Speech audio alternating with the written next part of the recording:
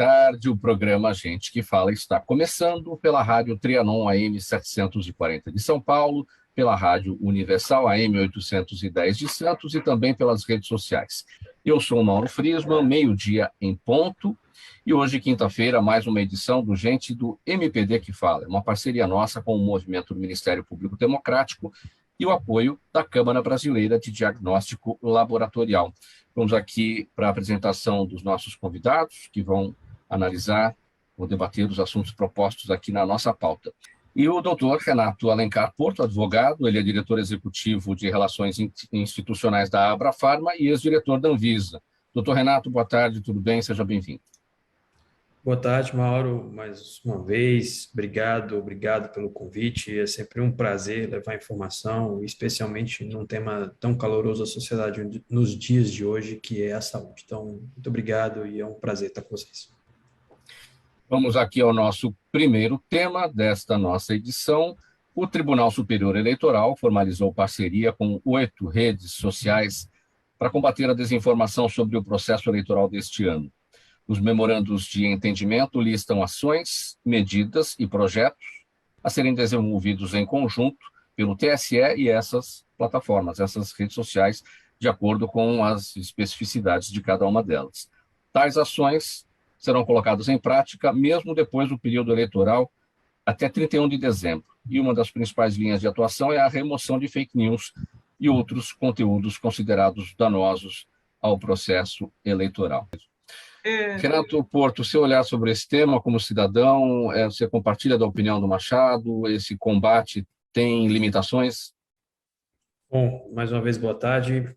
Também observações muito pontuais. Eu compartilho sim, e minha fala começaria com parte da fala do Machado. Eu acho que a gente, para combater esse processo, através de um processo fiscalizatório, punitivo, é muito difícil. É como o Machado deu o exemplo do DOP, eu dei o exemplo do alarme de carro. Bota alarme, eles vão criar outro, criam outro empecilho para que esse carro seja roubado. Então, o sistema de controle precisa funcionar melhor. E aí a minha primeira observação é, sem dúvida nenhuma, informação hoje é o objeto de maior desejo de uma sociedade. Nós vimos aí o que aconteceu, por exemplo, na pandemia. Todos nós hoje conhecemos nomes de laboratórios, e eu acho que poucas pessoas no meu tempo de Anvisa, por exemplo, sabiam pronunciar o nome AstraZeneca. Então, as pessoas falavam AstraZeneca, Astra, e não sabia falar. Hoje todo mundo sabe AstraZeneca, Pfizer e todos os outros laboratórios. Então, acho que essa informação precisa ser levada para a sociedade com qualidade, para que a sociedade consiga distinguir, sim. É difícil? Leva tempo? Leva. Isso é um problema brasileiro só? Não. A gente viu saúde, a gente viu vacina, a gente viu testagem, já a gente entra em outro tema. Isso é um problema global. A sociedade precisa compreender que um Telegram, que um aplicativo é só uma ferramenta e, às vezes, a utilização dessa ferramenta está errada. Então, criticar ou a gente barrar esse processo sem critério também é ruim, Mauro. Eu também faço uma reflexão de que as informações, que os dados precisam circular de maneira adequada, é preciso mudar uma cultura. Então, a gente acabou de entrar num processo aí, a doutora Camila é especialista, um processo de criação de uma agência de proteção de dados no Brasil, ou seja, essa mudança de cultura ela é importante. Também não dá para ir diametralmente para outro lado e dizer, eu não dou dado nenhum, eu não converso nada, eu não acredito em nada, porque também você vai ficar uma pessoa ignorante, então você precisa ter acesso a essa informação. Então, buscar essa informação correta é muito importante. E aí a minha fala final nesse tema mídias comprometidas, empresas comprometidas, valorização dessas empresas e dessas mídias, que aí sim nós vamos conseguir combater, por maior que seja a fake news, a informação não perfeita, porque às vezes ela também não é errada, mas ela não é perfeita, e essa não perfeição pode levar a danos de saúde, danos de uma sociedade, como processos eleitorais e tudo mais. Então, acho que essa é a minha fala inicial de que não vamos barrar a circulação de informação, vamos fazer com que essa informação circule adequadamente e vamos nos comprometer e valorizar quem faz essa informação circular de maneira correta e eficiente. Aí sim esse processo começa a ficar um processo mais frutífero, na minha opinião. Eu dou um exemplo para finalizar mesmo. A Anvisa já tem há muitos anos um acordo de cooperação com diversas plataformas de comércio eletrônico, porque vários daqueles produtos são regulados pela Anvisa.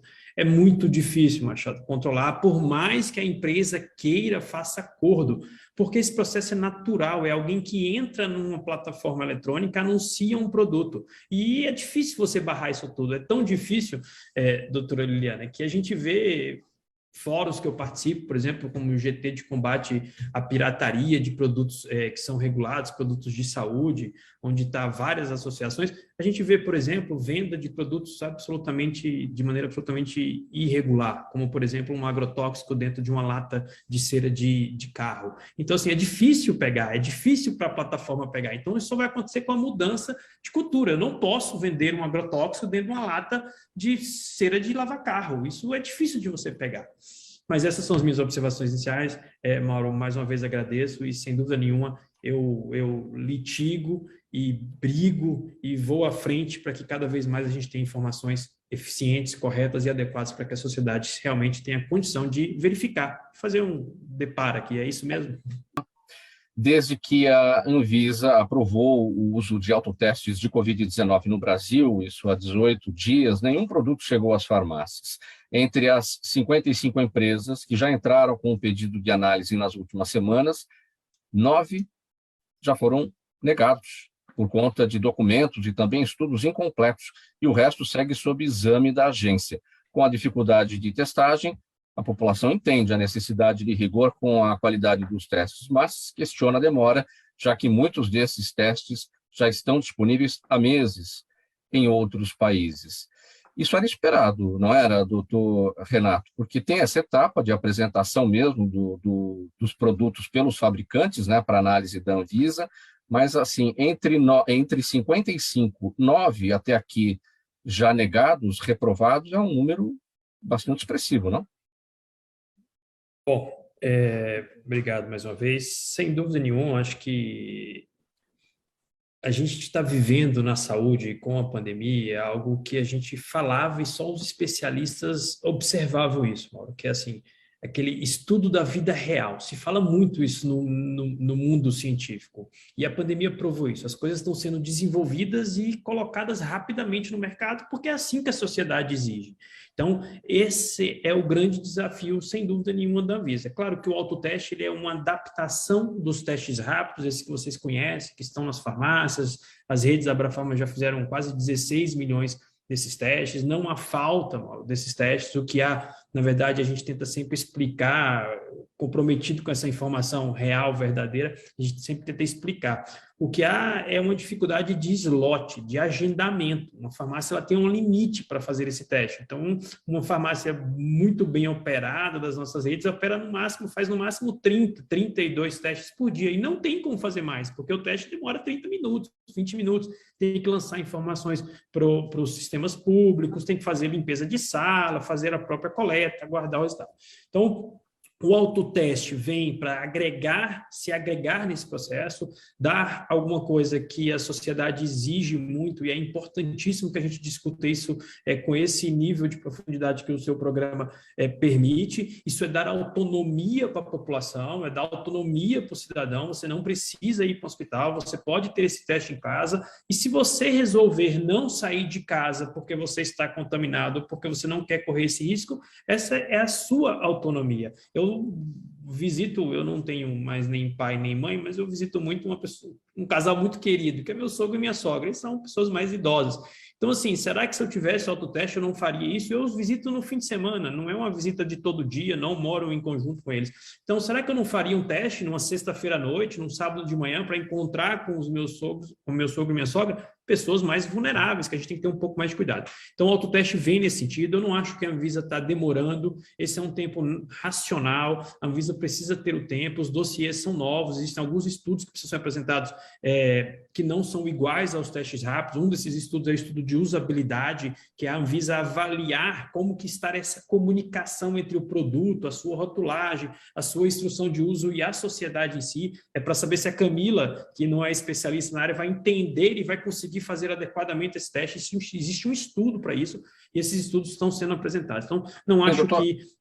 Doutor Esse Renato, tema teve esses produtos que foram até aqui rejeitados, esses fabricantes, 9, né, entre 55, por problema de documentação. É nesse aspecto, né, que o senhor está explicando. Eles podem se ajustar às regras, se ajustar às normas e apresentar novamente as suas propostas e colocar sob análise da Anvisa? Podem sim, Marcos. Existem duas formas de decisão da Anvisa. Uma é quando ela indefere. Ela já indeferiu, ela acha que esse dossiê realmente precisa de muitas adaptações e uma exigência técnica não conseguiria resolver. Existe outro processo, e alguns desses que não foram indeferidos ainda estão em exigência, é quando a Anvisa diz para a empresa, eu preciso de mais esse dado, você me trouxe isso, mas eu quero mais isso. Então, Sim. essas são as duas formas de decisão da Anvisa. Independentemente do caminho que for, as empresas podem a qualquer momento protocolar os novos pedidos, com novos documentos, comprovando tudo que a Anvisa precisa para avaliar esse dossiê novamente. Não há nenhum impedimento para isso, é só protocolar, e acho que a Anvisa faz isso muito, muito, muito facilmente, sem nenhuma dificuldade. Eu vou fazer um parêntese aqui, Mauro, eu não polemizando, mas é importante sim em relação ao tema anterior, e aqui eu vou fazer uma comparação com a saúde, tá? E o desafio, quando eu fiquei vendo a pauta, o desafio era assim, como me conectar a uma pauta de saúde, e eu vou dar um exemplo. E no caso do Robinho e de grandes personalidades, eu acho que isso está muito claro. O mundo é globalizado, e a gente está tornando pessoas, cidadãos universais. E aí eu acho que a dificuldade do direito é conseguir trazer essa responsabilidade universal para algum país. Como algum país vai cumprir isso? E eu dou exemplo de saúde por quê? Tanto no autoteste, quanto nas vacinas e em vários outros processos, a Anvisa é signatária de diversos acordos internacionais que fazem com que as regras regulatórias sejam as mesmas no Brasil, nos Estados Unidos, no Canadá, na Europa, no Japão. Então, o produto para a saúde, o autoteste, ele é muito próximo do que é o autoteste que está em outros lugares do mundo. Então, quando você cita aí, tem em outros países, tem. Por isso que o dossiê é um problema quase que documental, porque se esse produto está aprovado na Europa, ele vai ser aprovado aqui, porque as regras sanitárias são as mesmo. A questão é, quem está importando esse produto e quem está pedindo esse registro aqui não está apresentando esse dossiê corretamente. E aí tem esses entraves burocráticos, muitas vezes, que travam, às vezes, a execução de um produto. Então, o grande desafio e minha contribuição, conjunto com autoteste, modelo regulatório, com o modelo sancionatório e de punição, e civil ou penal, será que a gente não precisa começar a refletir como é que a gente cria regras de controle para cidadãos globais? Eles são globais, eles estão um dia em um país, no outro dia em outro, e isso é muito difícil mesmo. Então, é minha contribuição, quem estudou e compreende um pouco aí de marcos regulatórios que sobrepassam fronteiras, né? O medicamento é o mesmo, não importa se alguém está tomando isso nos Estados Unidos ou aqui, a Pfizer ou qualquer outra empresa do mundo garante os níveis de qualidade igual. E também não dá para a gente dizer que isso é diferente, porque a sociedade é a mesma, o cidadão é o mesmo, o ser humano é o mesmo. Então, é isso que se perquer no mundo, se busca no mundo. Pessoal, eu vou pedir brevidade a todos em razão do nosso tempo apertado. Doutor Renato, seu Jaime do Jardim Bonfilholi, aqui em São Paulo, pergunta quanto do PIB brasileiro é investido em pesquisas farmacêuticas?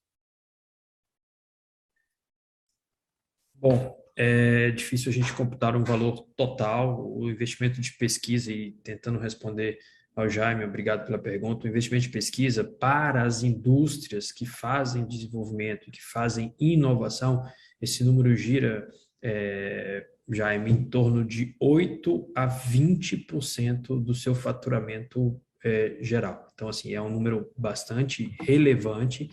O Brasil tem um recurso de pesquisa